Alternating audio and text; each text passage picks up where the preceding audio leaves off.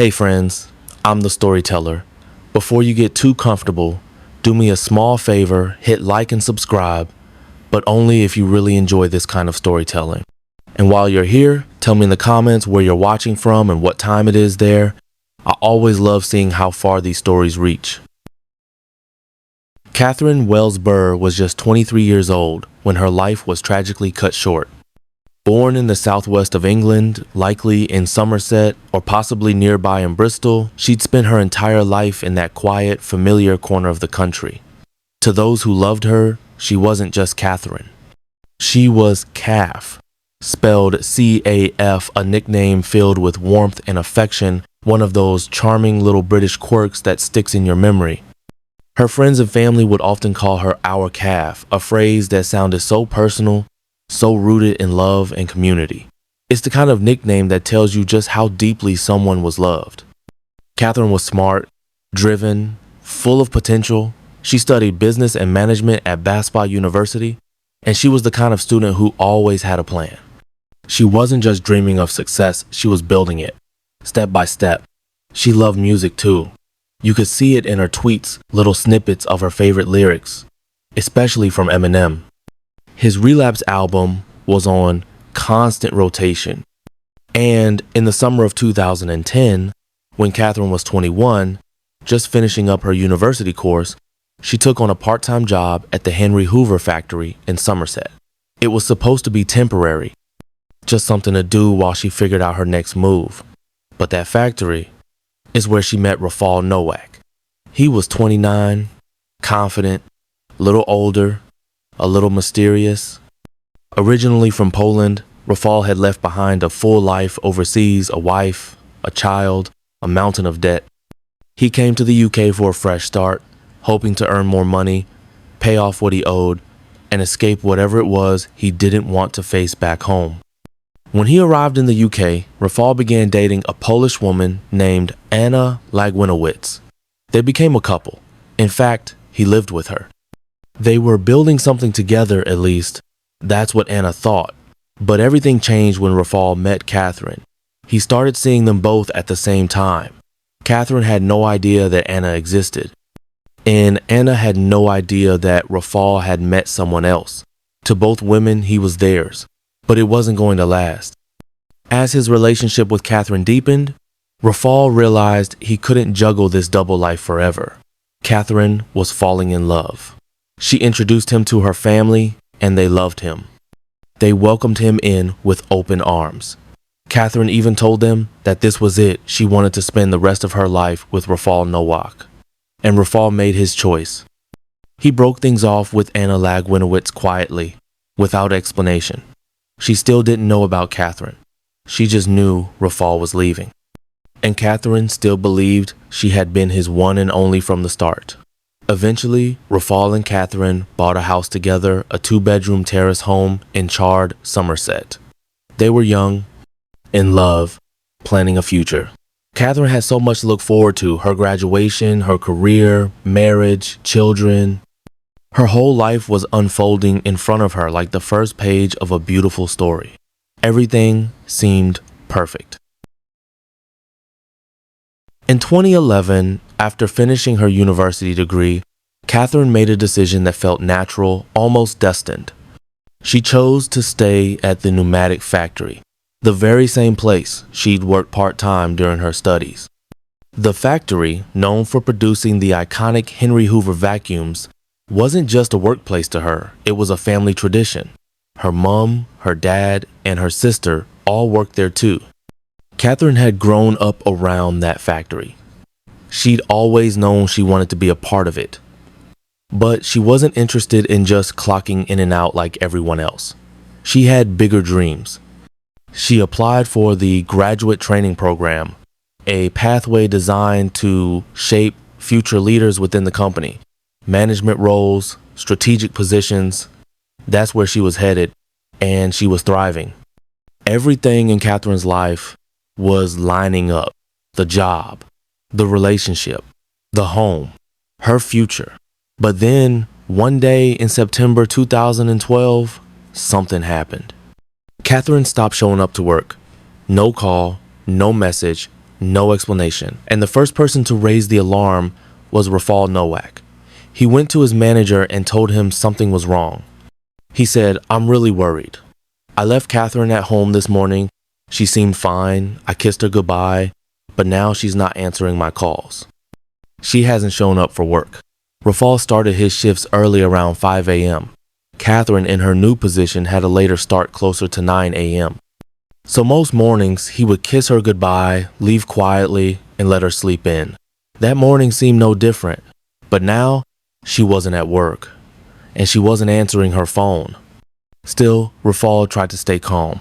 Maybe she was just ill. Maybe she'd overslept. Maybe her phone had died. But by the time he finished his shift and drove home that evening, Catherine still wasn't there. And her car was gone. She hadn't just missed work, she had vanished. So Rafal picked up the phone again, this time to Catherine's parents. He told them what was happening. Catherine wasn't home. She never made it to work. Her phone was off. Her car was missing. He told them he was really worried. And that was enough to make her parents drop everything. They got in the car and headed straight to the home their daughter shared with Rafal Nowak. And on the way to the house, Catherine's mother recalled a feeling deep, unsettling, and impossible to shake. A gut feeling.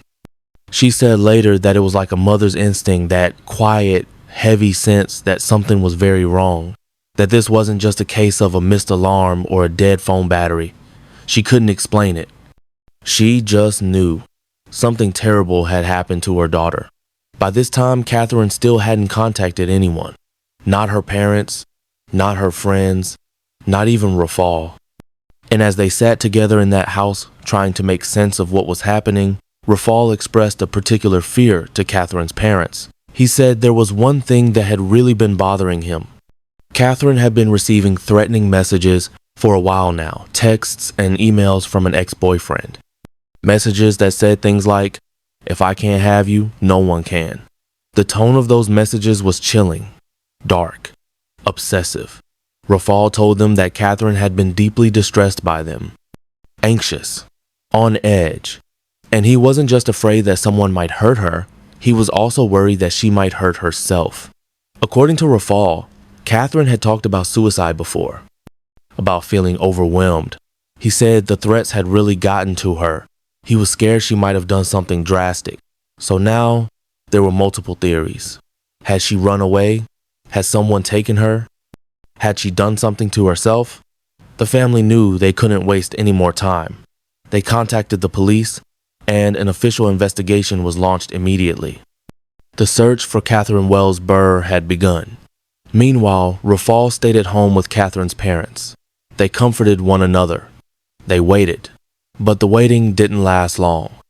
Soon, the family received the news they had feared from the very beginning. Catherine had been found, but she was dead. Her body was discovered in her own car, parked off the side of a road about 7 miles from where she lived, in a place called Asheville. The car had been set on fire, burned from the inside out. Catherine's body was still in the driver's seat. The scene was devastating. She was recovered and transported for a full autopsy, because at this point, no one could say for certain how she had died. But the circumstances, they didn't feel right. This didn't feel like a simple tragedy. Yes, Catherine had been distressed. She'd been anxious. But the nature of her disappearance, and now this, a burned out car, a hidden location, a fire, it was possible barely that this was a suicide.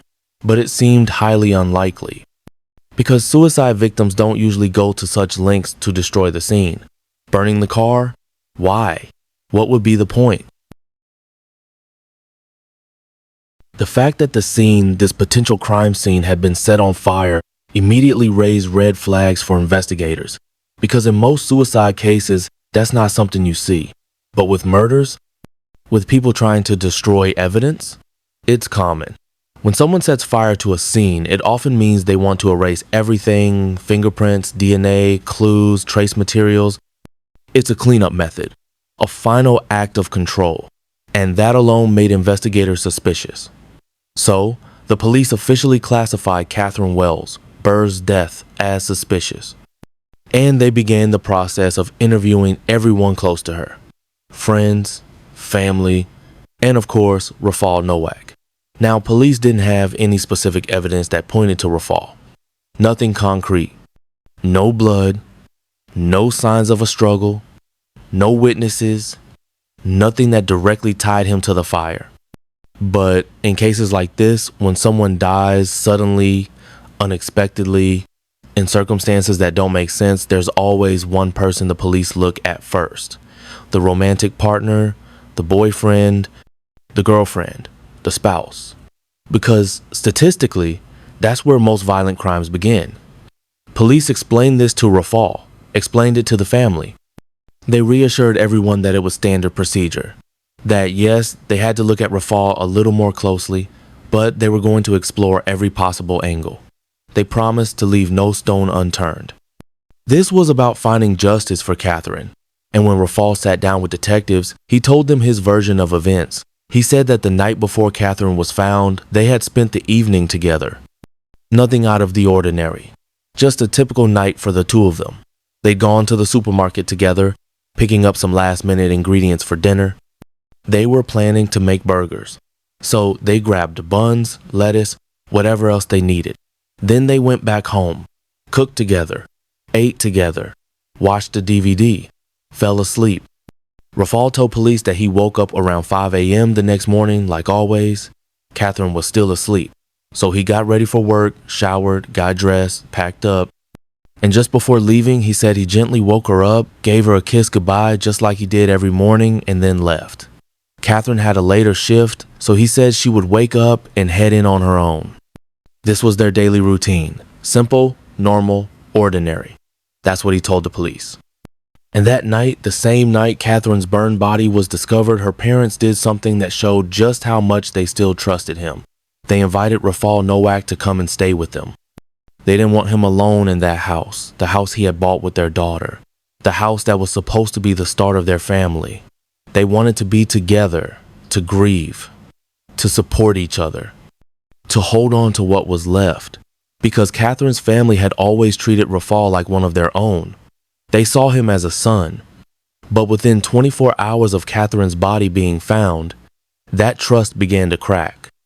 Something felt off, and the doubt started creeping in, so much so that her family went to the police and told them everything they were beginning to suspect. For starters, it was the way Rafal Nowak acted on the evening that Catherine was confirmed dead the night he found out that the woman he said he loved, the woman he planned to marry, would never be coming home. He just didn't seem devastated. And yes, grief looks different for everyone. People react in all kinds of ways. Some cry, some go silent, some go numb. But Rafal, he didn't cry. Not once. He barely mentioned Catherine at all.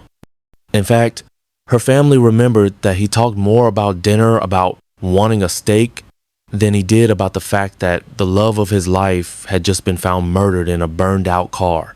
It was jarring, cold, detached. And it wasn't just that moment. They started thinking back, remembering something else that had unsettled them at the time, but didn't fully register until now. It was something Rafal had said before Catherine's body was found back when she was still missing. He said, "I've lost my whole world. I've lost my future." But she hadn't even been gone for 24 hours. At that point, everyone still had hope. They were thinking maybe it was a misunderstanding. Maybe she'd gone somewhere to clear her head. Maybe her phone had died. But Rafal, he was speaking in finalities. It was almost like he already knew she wasn't coming back. And then the family remembered something else, something critical. Just a few months earlier, Catherine and Rafal had taken out life insurance policies. And not just any policies. They were worth £123,000 each, and they had made each other sole beneficiaries. If something happened to one of them, the other would receive the full payout, no questions asked. Now, on the surface, that might sound practical. Couples sometimes do this to protect each other. But there were two things that felt off. One, Catherine was only 23 years old. It's rare for someone so young to take out a life policy that large. And two, her parents weren't even included. They weren't listed to receive anything, just Rafal. And all of a sudden, everything was starting to fall into place. There was a motive, there was money, there was his strange, distant reaction. And there was that gut instinct, the one Catherine's mother had felt the moment she heard her daughter was missing. So police decided it was time to look deeper into Rafal Nowak. They seized his phone, searched the home he had shared with Catherine, and what they found would unravel the entire story. Because it turned out Rafal Nowak had been living a double life. While he was building a future with Catherine, he had quietly reconnected with his ex-girlfriend, Anna Lagwinovich. In fact, it was unclear if he and Anna had ever really broken up. Texts revealed that Rafal had been seeing Anna regularly, sometimes multiple times a week, even twice a day. They had met up 78 times in just a few months, and the tone of the messages? Intense, angry, jealous. Anna was furious that Rafal was still with Catherine. She didn't understand why he wouldn't leave her. She wanted him for herself. And police began to suspect that this triangle, this toxic, tangled web, might have been the key to everything. They started looking into Rafal's past in Poland too, and what they uncovered there, more red flags. Rafal had a criminal record. He'd been convicted of drunk driving, and more disturbingly, of domestic abuse, violent offenses against his wife. That abuse was part of the reason he left Poland in the first place. He was running from more than just debt. And as all of this came to light, as police were unraveling Rafal's lies, they also continued looking into Catherine's life, hoping to understand who she was and whether anything in her personal world might explain what had happened. That's when they found something unexpected. Catherine had signed up for a number of online dating profiles, but not ordinary ones. Not Tinder, not Match.com. These were sites known for casual sex meetups. But something didn't sit right with police about these dating site profiles that supposedly belonged to Catherine. Yes, they existed. Yes, they were active. But when investigators looked closely, the wording felt off. It just didn't sound like her. And the police had plenty of material to compare it with. They had access to her phone, her text messages, her emails. They knew her tone, her style, the kind of phrases she used, how she expressed herself. And what they saw on those dating sites didn't match. So they dug deeper. And that's when they found something even more disturbing. There were pornographic images attached to the profile supposedly of Catherine, but they weren't her. They were images of another woman with Catherine's face crudely edited onto them. A fake, an attempt to impersonate her to make the whole thing look real. These profiles and the messages exchanged through them had been active for months before Catherine was murdered. But the most recent message, that one raised every alarm because it was sent at 5 a.m. on the morning of her death. It was a text to a man, and in it, Catherine said she was on her way to meet him. And then, within a few short hours, she was dead. That text became the new focus. Police began tracing the phone number it was sent to, looking into the SIM card, the message history, everything they could pull. Because whoever owned that phone might be the last person to see her alive. Might even be her killer.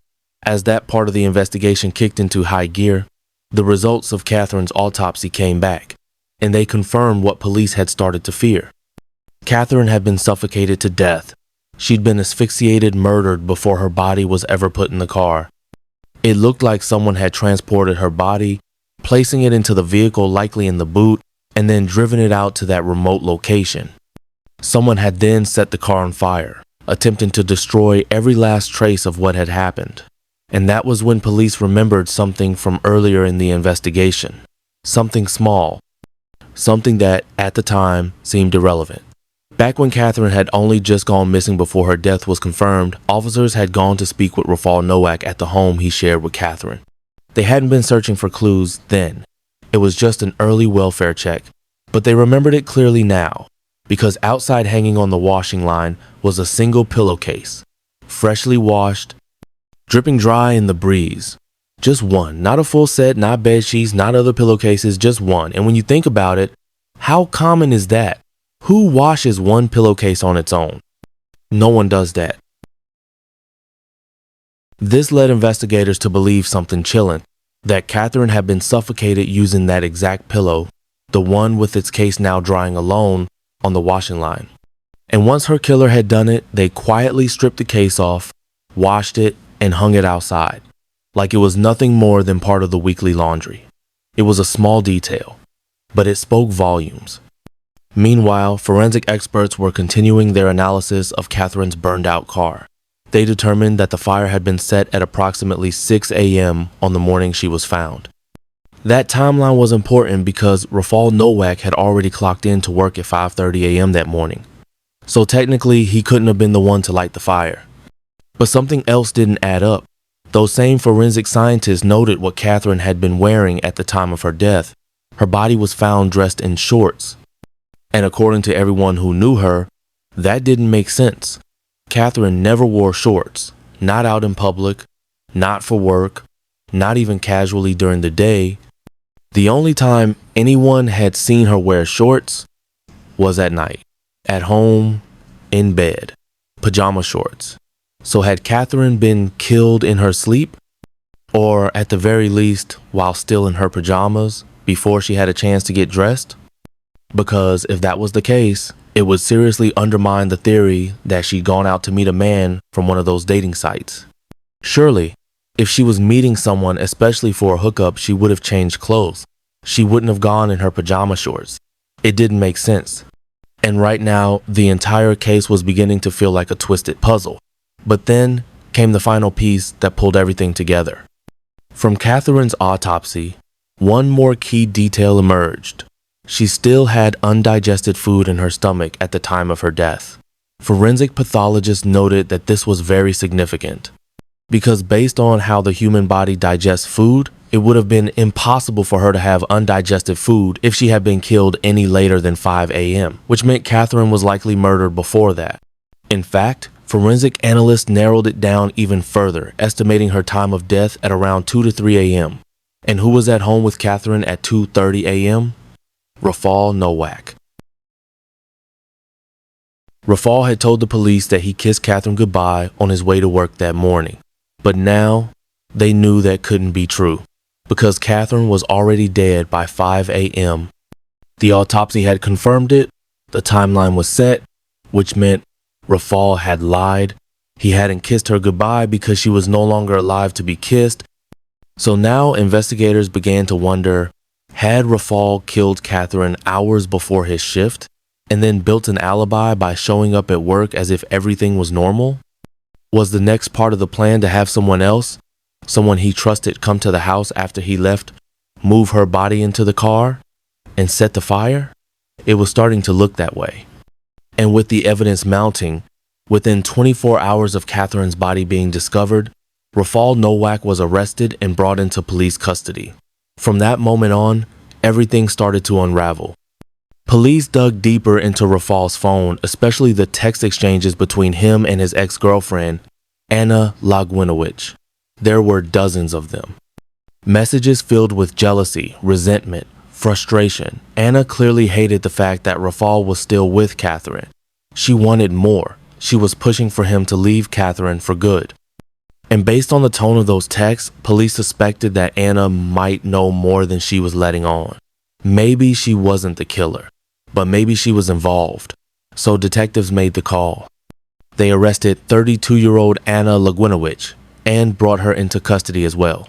Now they had both Rafal and Anna in holding, while investigators continued working behind the scenes. One of the biggest clues, still unresolved, was the SIM card that Catherine had supposedly texted at 5 a.m. The message that claimed she was going to meet someone. Whoever had that SIM card was likely tied to the cover-up or the crime itself. And finally, police got their answer. They traced the SIM card's location, its movements, its signal history, and followed the data trail all the way to a very familiar place. That SIM card? It was found inside Anna Lagwinowicz's car. Not only that, the signal history from the device allowed police to track Anna's exact movements in the days before and after the murder. And things were about to get much, much deeper. Because of CCTV footage from a petrol station, Anna wasn't alone. She had been seen with a man, her 38-year-old uncle, Tadeusz Dmytryczyn. The footage showed the two of them standing side by side at the station, buying jerry cans of petrol. And what was used to ignite Catherine Wells Burr's car? Petrol. This murder was far bigger, far deeper, and far more premeditated than police had initially realized. What started as a suspicious fire with a single victim had now unraveled into something far more sinister, something that appeared to involve three people, each playing a different role in a cold, calculated plan. And police needed to understand why. So they looked deeper into Tadeusz Dmytryczyn, Anna Lagwinowicz's uncle. What they found was telling. Tadeusz and Anna were extremely close. In fact, Anna was his only friend in the UK. They had both come over from Poland, but Tadeusz, being a bit older and struggling with the language, had found it difficult to make connections. Anna, who was close to him in age, became his world, the one person he could count on, and he would do anything for her. He was loyal, devoted. If Anna needed something, anything, he was there. And now, it seemed like he'd been pulled into a plot far beyond anything he could have imagined. To detectives, this wasn't just a love triangle anymore. It was a web. A tangled, twisted mass of motives all pointing toward murder. There was the love triangle between Rafal, Catherine, and Anna. There was the jealousy. There was the pressure of Rafal juggling two women, possibly realizing he had made a mistake by choosing Catherine, and now wanting out. And of course, there was the money. The life insurance, £123,000, a sum that could easily convince someone like Tadeusz to help if he was promised a share. This wasn't simple. This was layered. And so the police decided to look back to retrace the months leading up to Catherine's death, to see how this had all come together. And what they discovered confirmed their worst fears. This murder had been planned for months. It was premeditated to an extraordinary degree. Together, Anna and Rafal had created fake online profiles, impersonating Catherine. They'd found pornographic images of other women and edited Catherine's face onto them. They'd used those profiles to send flirty, explicit messages to random men, pretending to arrange meetups. But none of those meetings ever happened, because they were never supposed to. It was all a smokescreen, a distraction, so that when Catherine was finally murdered, it would look like she'd been targeted by a stranger she met online. And police might stop there, might not dig deeper, might never realize that it had been Rafal Nowak and Anna Lagwinowicz all along. As for Tadeusz, it didn't appear that he'd been involved in the early planning stages. He wasn't making fake profiles or sending texts, but his role came later, crucial. It looked like Anna had brought him in for one specific task, to help dispose of Catherine's body, to move her to the car and set the fire while Rafal was at work, establishing his alibi. This was the man she loved, Rafal Nowak, the man Catherine Wells Burr saw herself spending the rest of her life with, the man she bought a home with, the man she was going to marry, build a family with. She had plans, big, bright, beautiful plans, and the entire time while she was imagining her future, he was cheating on her, lying to her, plotting her death, all for £123,000, the life insurance policy that he encouraged her to take out. And she had no idea. She was completely unaware, loving him, trusting him, sleeping beside him, while he was quietly arranging how to end her life. In the end, all three of them, Rafal, Anna Lagwinowicz, and Tadeusz Dmytryczyn, were arrested. All three were charged in connection with Catherine's murder, and all three pleaded not guilty. They denied everything. They claimed they had nothing to do with her disappearance, nothing to do with her murder, nothing to do with the disposal of her body. They offered no explanations, no confessions. They refused to tell the police anything. So investigators had to build the case themselves, had to reconstruct what they believed had happened, a theorized version of events. Now, by this point in the case, things had become complicated, multiple suspects, overlapping lies, digital trails, and fake personas. But the police put the pieces together, and this is what they believed happened. They believed the planning had begun months before. The fake profiles, the messages, the groundwork was all in place. But on the night of the murder, the 11th of September, 2012, everything seemed normal. Catherine and Rafal had dinner together. They watched a DVD, then they went to bed. And in the early hours of the morning, while Catherine was still asleep, detectives believed that Rafal quietly picked up a pillow and smothered her with it. Just like that. No fight, no sound, just silence. And it was in those dark early hours in the safety of her own bed that Catherine Wells Burr was murdered. Police believe that after smothering Catherine in her sleep, Rafal Nowak quietly picked up his phone and contacted his co-conspirators Anna Lagwinowicz and her uncle, Tadeusz Dmytryshyn. He told them it was time to come to the house. And together, these two accomplices did exactly what they had planned. They arrived at the home Catherine and Rafal shared. They retrieved her body, carefully removing it from the house and placing it into the boot of her own car, a red Ford Focus. Tadeusz had already scouted out a location days earlier, driving around the countryside within a few miles of the area, looking for somewhere secluded, quiet, somewhere no one would notice a burning car until it was too late. And he'd found it, a remote spot near Ashil, about 7 miles from Catherine's home. That's where they were headed. Anna and Tadeusz drove Catherine's car to the location with her body in the back. Once they arrived, they took her out of the boot and gently placed her in the driver's seat. They buckled her seatbelt. They put her shoes back on to make it look as if she had driven herself there. They were meticulous, every detail carefully arranged to mislead. And then they waited until 6 a.m. because by that time, Rafal Nowak would have already clocked in at work around 5:30 a.m., giving him a perfect alibi. If anyone asked questions, he'd be covered. He couldn't have set the fire. He was already on the factory floor. In their minds, this was the perfect plan. A clean, clever murder. A brilliant cover-up. But they hadn't planned everything quite so perfectly. Because a few hours after Catherine's car went up in flames, Anna Lagwinowicz was spotted on CCTV. She was at the local rubbish tip, disposing of a few items, and when investigators recovered those items, they discovered they belonged to Catherine. Back in custody, all three suspects, Rafal, Anna, and Tadeusz, were being held and interrogated. Police kept pushing, trying to break through their silence, hoping that one of them would crack. And eventually, two of them did.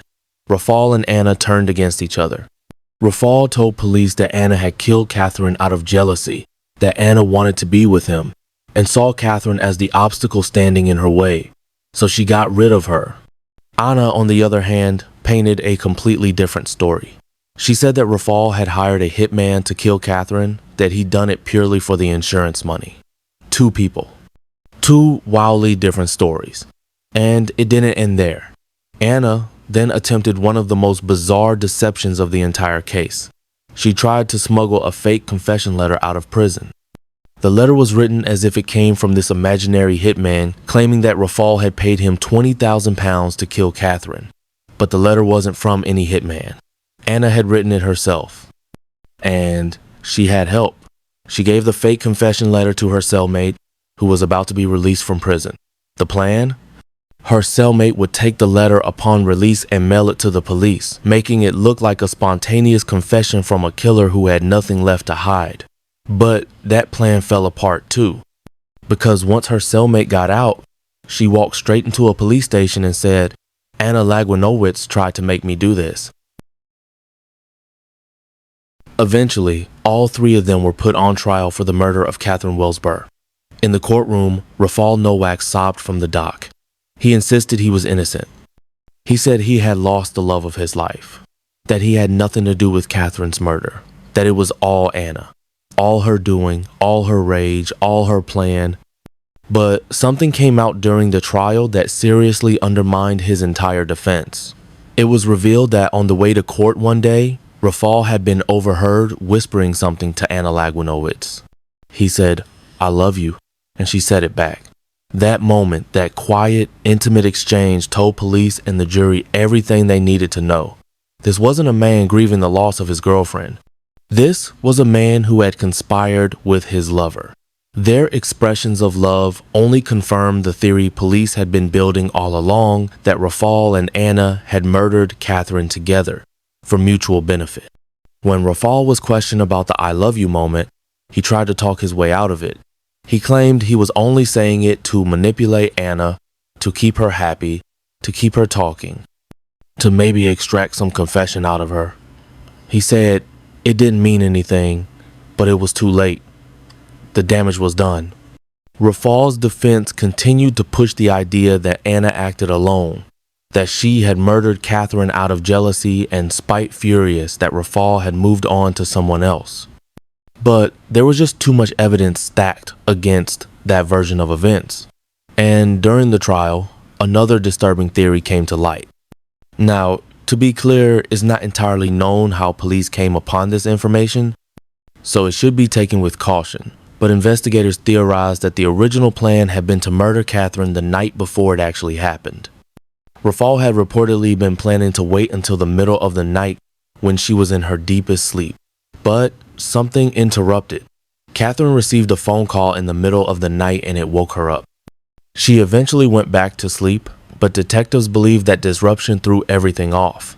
Because once she was awake, even briefly, her next sleep wouldn't be as deep, which meant there was a higher chance she could wake up as Rafal tried to kill her. So they waited one more night, and when the next opportunity came, they struck. Whether or not that theory is fully confirmed, what's known for sure is this: the murder of Catherine Wells Burr was cold, calculated, and planned out over months. And in the end, justice was served. All three, Rafal Nowak, Anna Lagwinowicz, and Tadeusz Dimitrusin, were found guilty of murder, and they were each sentenced to life in prison, with a minimum term of 32 years. Since their convictions, the three killers have appealed. They've requested that their sentences be transferred and served back in Poland, a move that, if approved, would reduce their minimum sentences from 32 years to just 25 years, in line with Polish legal standards. How that works is complex, tied to international law and how different countries handle life sentences. But the core idea is that if they were allowed to serve time in their home country, they'd likely serve less of it. Thankfully, that appeal was rejected. They have also filed multiple other appeals, trying to get their sentences reduced on various grounds, all of which have also been rejected. So for now, and for the foreseeable future, they remain behind bars in a UK prison, serving the full term they were handed. In the wake of Catherine's death, her family has tried to turn their grief into something meaningful. They established the Catherine Wells Burr Foundation, a charity aimed at helping other victims and families of murder victims. Because the aftermath of such a sudden, violent loss is so often overwhelming emotionally, legally, financially, the foundation helps provide support with things like funeral costs, headstones, counseling, and other practical needs that families might not be prepared for.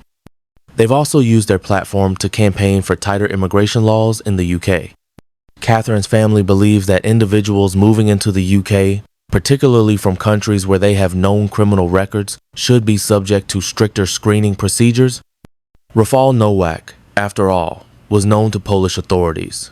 He had a record for domestic violence against his wife. He had convictions for reckless drunk driving. And the Wells Burr family firmly believes that if more thorough checks had been done, if Rafal had been properly screened, or at least monitored once in the UK, their daughter might still be alive.